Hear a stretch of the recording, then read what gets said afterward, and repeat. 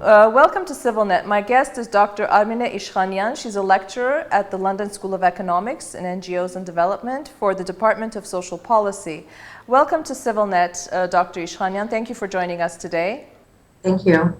Your research areas have involved different disciplines from civil society, democracy building, social policy, with an emphasis in post-Soviet, post-socialist countries, the South Caucasus and Central Asia.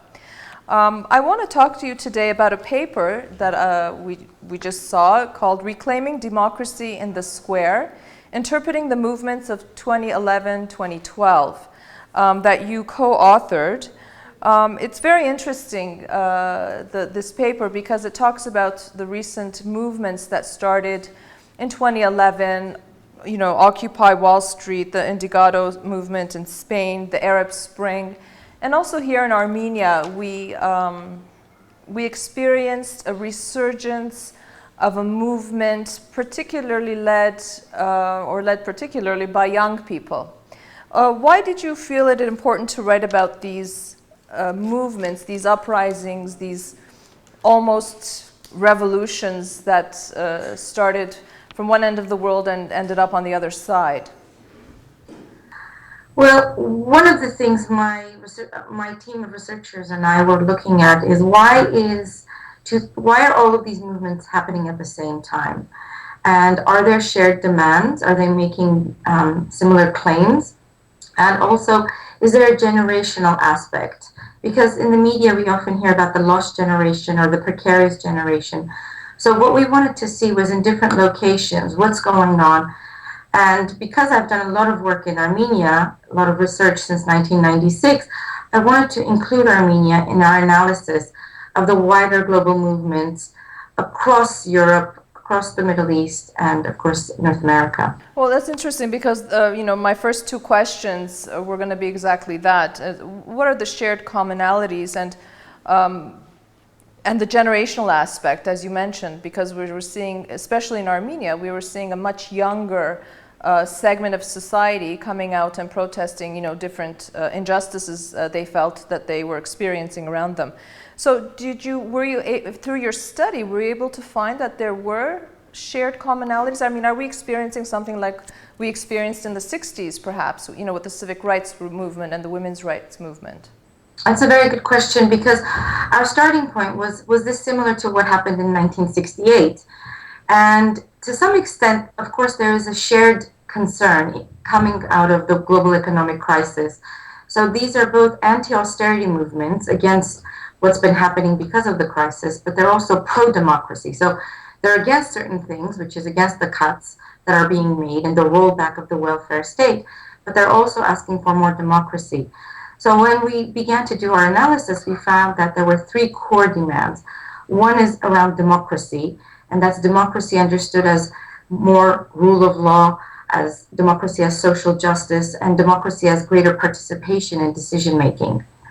The second shared demand that we identified was social justice, in the sense that the state should not collude in creating inequality and injustice, that it should help the vulnerable and so forth. So that was the second, social justice.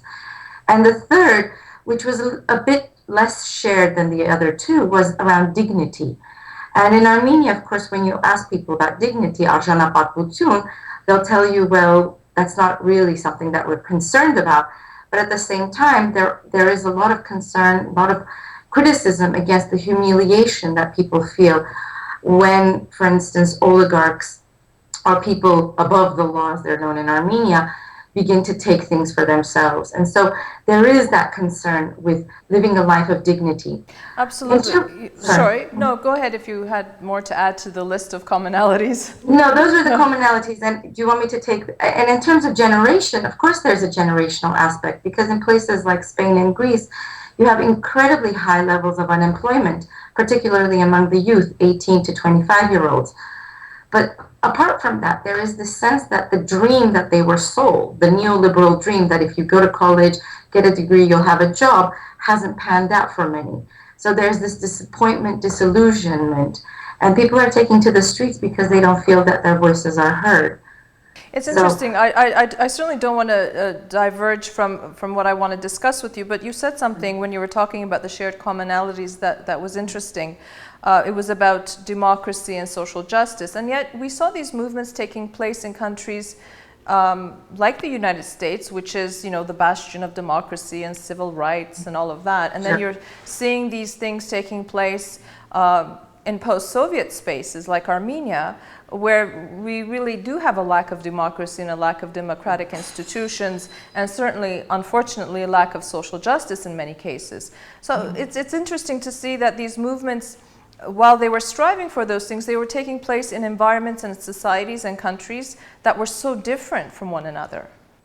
Absolutely, no, and that was a concern.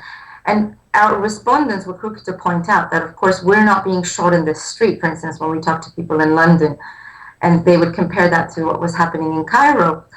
But at the same time, what people want is real democracy. And so there was this concern that democracy has been corporatized or has been taken over by private interests, even in places like the United States or in the UK, where, again, you have a very long democratic tradition.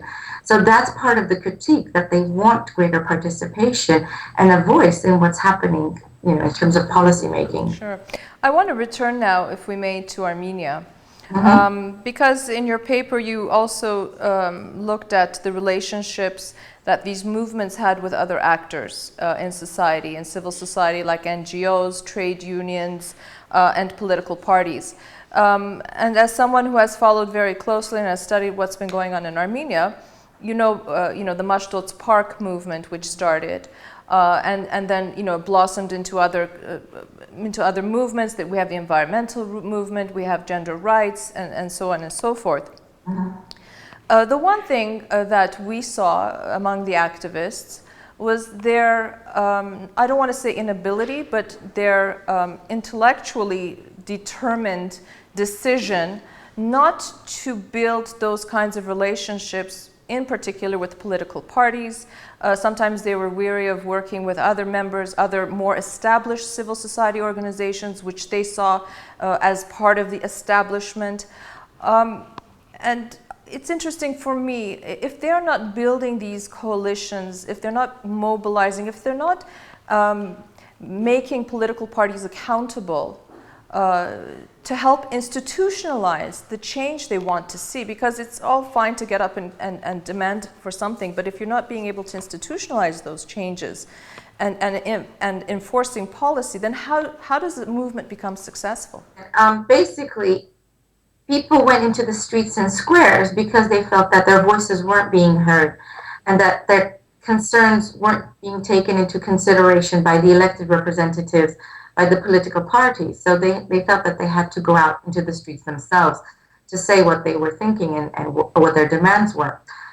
And what this creates, however, is, as you said, how do you make impact? How do you scale up impact? And I think this is a very important question which we're continuing to research and write about.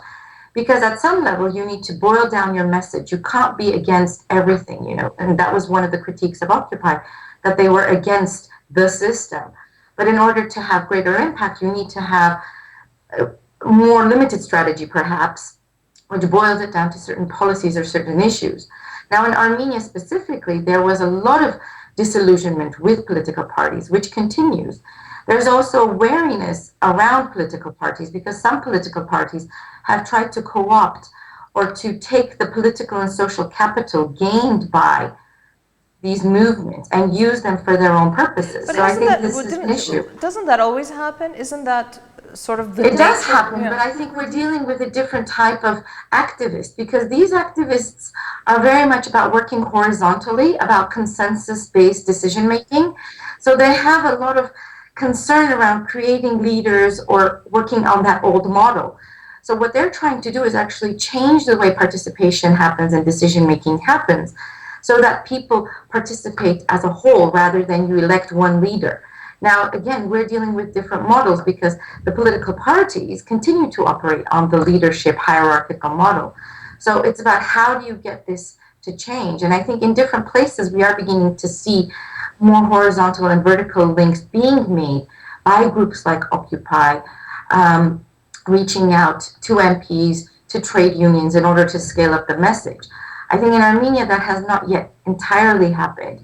And I think that has to come from the bottom up. You can't really say, okay, you have to do this. They have to come to that awareness.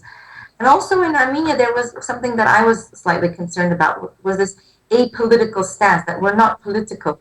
I mean, obviously, you're political. You're just not partisan, and there is a big difference between that. Absolutely. And just very quickly, in all of your research and your empirical data and all of that, oftentimes, because we have met with the activists, in different groups, and I always ask the question, I mean, if you want to make a change, they always talk about consensus building and how absolutely imperative it is for them to maintain that and not to have an elected leader to lead the movement or to lead the revolution or whatever you want to call it.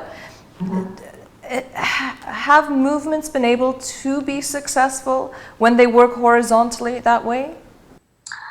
I think so. And again, we've seen this in different places. For instance, in London, where Occupy has reached out to, for instance, groups, disability groups, or groups that are against tax, or they're for tax justice and different things. And they've built coalitions and taken on certain issues.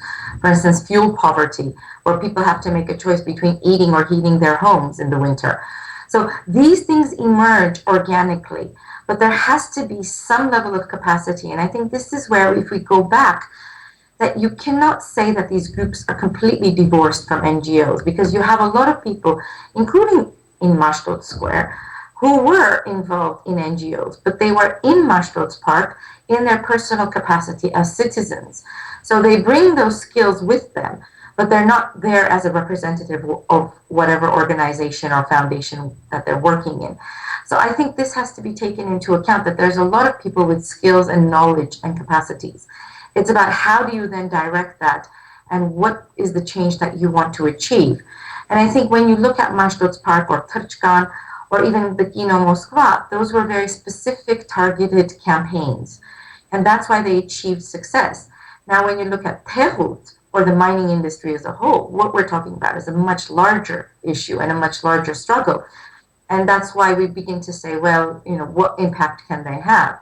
And I think that's where we begin to have to open up the debate. And to say, they haven't had any impact, I think is incorrect, because actually they've changed the public debate to a great deal. People began to see that, well, if groups of individuals working together can achieve change. And they began to look at young people slightly differently. So I think that was important. Sure, because we saw that here this past summer with the, we are not going to pay the 150 dirham for the bus fare hikes. And it was quite incredible to see these groups, different groupings, formations, and sectors of society, mostly very, very young kids who had come out. And there was a specific issue, they dealt with it head on, and they were able to, for the time being anyway, get the city to pull back on its decision. Just as a final question, Dr. Ishkanian, as somebody, as I said earlier, who has followed the processes in Armenia, is it possible for these movements, obviously not in a vacuum, because there's an issue of raising the political and civic and social consciousness of society. Do you think that through their actions they can impact how society is beginning to change the dynamic of how they demand accountability and how they're demanding for change? Perhaps. I think the problem is that in Armenia, they're very isolated in a sense. They are mostly concentrated in Yerevan, with a little bit of activism in Vanadzor and Gyumri. But in order to have that broader societal impact, they need to bridge out. They need to link more broadly. And I think this is one of the issues, that there's been a lot of social capital building within, but less without, and in terms of other groups. So I think for now, it's largely a middle-class, urban, educated movement. So in order to change how society works, you have to think more broadly. And I don't think we're there yet. And they do recognize the challenges, and they do recognize that they are limited at the time being. But I think it's important to have this, because I think these movements bring increased energy and vigor to how politics and how society develops in Armenia. So absolutely. Yeah. And hope. Well, on that very positive note, I'd like to thank you for taking the time to speak with us. It was a fascinating information that you passed on, and I'd just like to remind our viewers we were talking about a paper that Dr. Armine Ishkanian recently published called Reclaiming Democracy in the Square, Interpreting the Movements of 2011 and 2012. So thank you, Dr. Ishkanian, for joining us. Thank you. Thank you. Thank you for watching CivilNet.